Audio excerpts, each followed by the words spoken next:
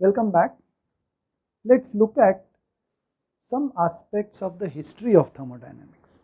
If we go back in history to the early history of technology, engineering and science, you will notice that fire plays an important role. The prehistoric human beings must have come across fire which occurred naturally. They must have discovered that it is useful or benevolent. It could also be dangerous, and hence an important step was the discovery, the development of the ability to control fire, to initiate it when needed, control it so that it doesn't become dangerous, and to extinguish it when you do not need it anymore. And with this control of fire, the initial uses were perhaps in roasting, baking and cooking, what we generally may call heating, maybe drying.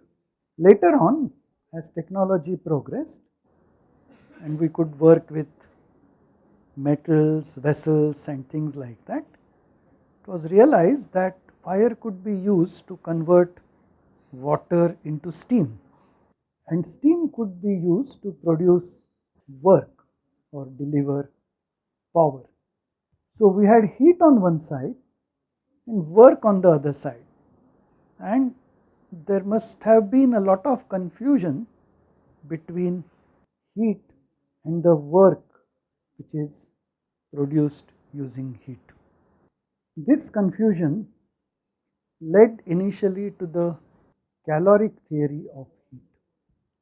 It was considered that heat was something which is distinct from work, and the caloric was supposed to be a fluid, invisible, massless fluid that could flow from one body to another.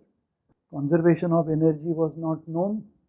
The first law was not discovered, or the first law was not proposed. Quantification of this led to what was called the mechanical equivalent of heat,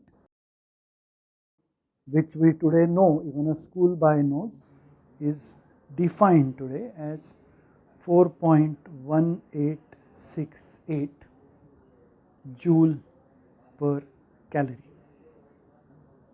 Today we know it only as a conversion factor, but in the earlier days this was known as the mechanical equivalent of heat, and this number was something like a magic number. Using the caloric theory of heat, Carnot proposed a theorem on the efficiency of engines, which later on got formulated into and absorbed into the second law of thermodynamics. We can't say that Carnot proposed the second law of thermodynamics, but the work of Carnot definitely led to parts of the second law of thermodynamics.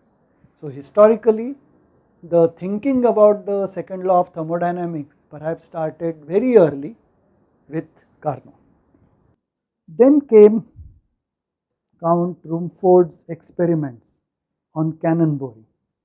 This led to the understanding that heat and work are two forms of the same thing, which is energy.